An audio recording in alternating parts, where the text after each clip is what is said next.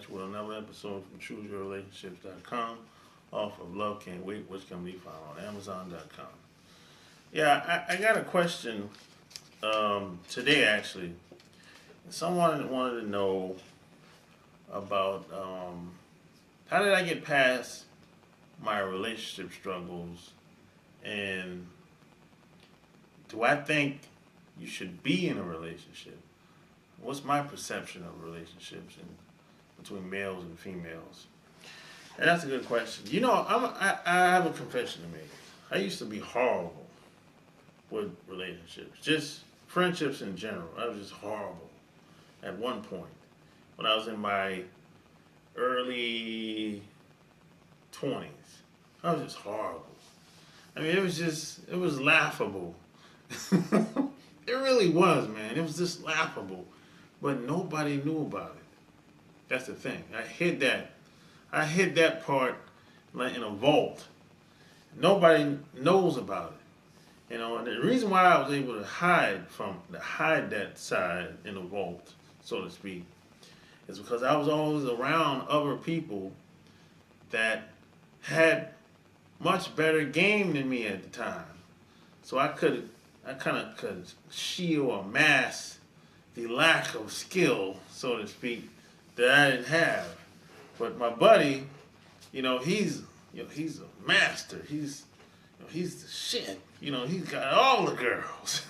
So all I had to do is stay as close to him as possible, and I would get girls by default.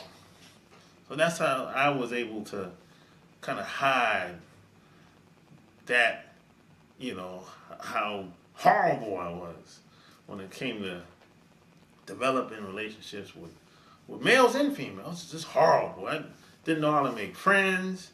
I didn't know how to nurture my relationships. But today, I'm not where I want to be at, but I'm light years ahead of where I used to be 20 years ago. Light years ahead of that. I mean, today, I can start a conversation with a perfect stranger, and it seems natural. 20 years ago, I couldn't do that. That was almost unheard of. But today, it's like I can take a conversation online and follow that up with a phone call and follow that up with eventually meeting a person in the flesh. Now, if you can do that, that's powerful. Just that. Think about this imagine this. Think about this for a second. You're sitting in front of a keyboard with a monitor. And you're typing some words on the screen. And this person, you don't know the other person from a can of paint. Heck, they might be catfishing you. You don't know. You don't know if it's a real person or not, right? All you know is that you know what the location says in the profile. You know if they're a man or a woman. That could be a lie. So you're giving this person's profile the benefit of the doubt. So you're typing words, messages on the screen, and you're really seducing. On some levels, you're seducing the other person to take some form of action, whether it's a phone call, whether it's email, whether you do Skype, whether you want to interview them, and eventually the goal is to meet in person. That's always the goal. That's always my goal. I don't want to keep talking to you, chatting with you online. I don't want to do any of that. I want to get off that. Actually, I want to get offline as quick as possible. Because I want to establish that you're a real person and not a fraud, or I'm not getting catfish. That's how I get down. That's how you should get down too. I highly recommend you do that. Don't sit online and chat for 6 months or 2 years. And a lot of people say, oh, I got An online relationship, it doesn't exist. There's no such thing as an online relationship. It doesn't exist. It's a myth. It's a delusional. So the in order to get good at doing this, you have to keep doing it. Repetition is the mother of skill. You got to keep doing it over and over and over and over and over again. You got it has to be like second nature. Like today, for example, I went into Bank of America to get me a new PIN number because I just forgot. I don't have go figure. I just forgot. I only used the card one time since I got it, right? So I went in there to get a new PIN number for my debit card, and there was this lady in there, and she was the person that was supposed to help me. So I went in her office, and she said, "Hey, let me see your ID and your card." Gave her all that, and then she started asking me questions about my account, what I think about what they have to offer so far, how's it going so far, and then she said, "Hey, if you need any help, here's my card." So I looked at her card, and I said, "You have a nice name, Ivory. I like that name." And then, the whole time while we were talking, she was giving me that eye. Now, if you know what I'm talking about, every woman know what I'm talking about. She's giving me that look. I call it the look of lust. Now, the look of lust, if you're a guy, maybe you're inexperienced, don't know what I'm talking about. I'm going to try to explain it to you. The look of lust is when a woman looks through you. She looks, not only does she, it's much deeper than just eyeing you or giving you the eye. She's looking deep into your eyes. That's what I call the look of lust. She's looking deep in your eyes. Now, this woman, she was doing her job, no doubt about it. But the reason why I knew she was campaigning, because of that look of lust, plus she was telling me some stuff that most people in her position at the job wouldn't normally say. Because I've been in these other banks all over the country, and certain things they're just not going to tell you. So the stuff she was saying that was kind of off the books. So that's when I knew, oh, okay, I see what you're doing. But I say all this to say that if this was 20 years ago, I would not be able to do all that. The conversation would have never been that way, went that way. And the reason why that is because I've evolved as a person, as a man. And I see relationships like, it's nice to have a relationship, but I don't have to have one. It's nice for people to be around. I don't have to have anybody around me. I'd rather be around people that rock with me, that like being around me. I don't want to be around people that don't like me to be around, or they feel like there's some hidden agenda, or I might feel like there's some hidden agenda with them as well. I don't want to be around people like that. I want to be around people that they just cool being around me just because. I don't want to be around people just because, or maybe they feel the need, or maybe I might feel the need that I have to be doing something for them to be around me. I don't want that. I like to be around people that it just is what it is. And if we do something to take the relationship forward, or to expand on the relationship, or break bread together, make money together, that's cool.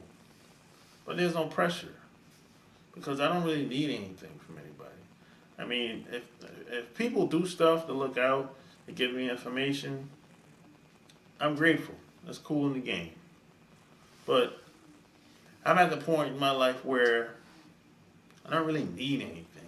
I don't really need anybody to do anything. Now, in the past, I wasn't necessarily like that. I was kind of expecting people or depending on people to do stuff. And whenever you have to depend on people to do stuff, the friendship it's just not gonna last. Whenever you have hidden agendas, it's just not gonna last, because people can sense a fraud. People know if you don't like them. People can pick up on it. We give it off. We give off that energy. We do. You can't hide anything. When you go to that job that you dislike so much, or you claim that you hate, people at your job know you don't like them. You don't have to say anything. We give it off. We give off the vibe. You know, that's how it is. It's human nature. Everyone has a vibe. I mean, how many times have someone came in your presence and you said, something's just not right about this person? Something, you couldn't put your finger on it, but deep down you said, something's just not right about this person. It just doesn't feel good. They just rub me the wrong way. That's happened to everybody at some point. And if it hasn't happened to you yet, keep living, it will. And a lot of times, a lot of people are just broken. They have broken spirits. Something happened. Everyone has a past. People raised different. Some people were raised by the streets. Some people were raised by other broken people. So, hey, a lot of different reasons for that. Some people had tragic experiences. Some people have seen things or done things, or at such an early age where it's like it shouldn't have happened, but it did, and they never dealt with those traumas in their lives. But they just kind of tucked it under the rug, or just tried to forget about them, and they never dealt with them. And that has a lot to do with people being broken inside.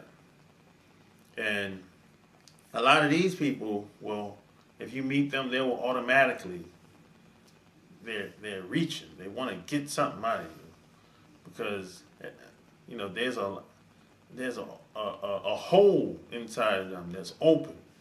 They have the lack mentality.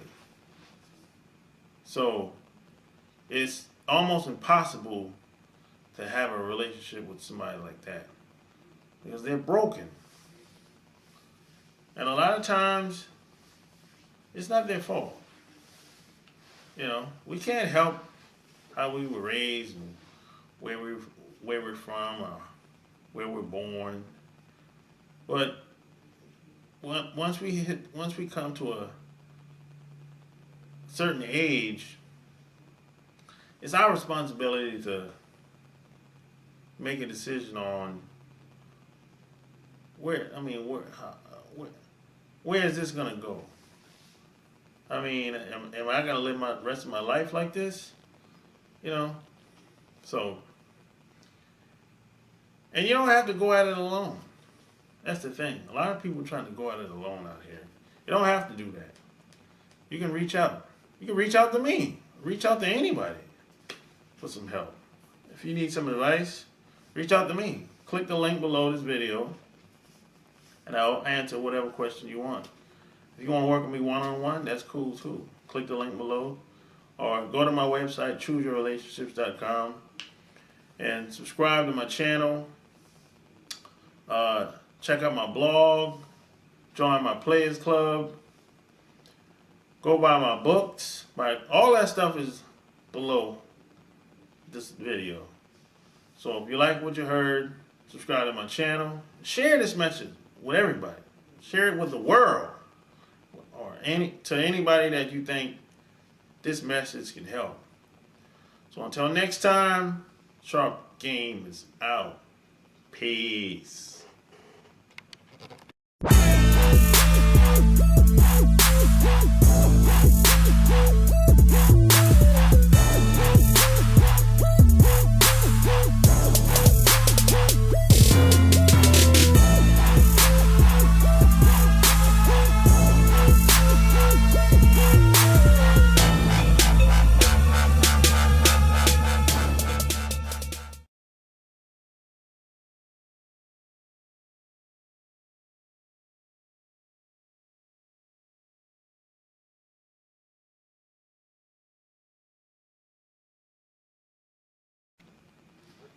Shark came here, coming at you with another relation.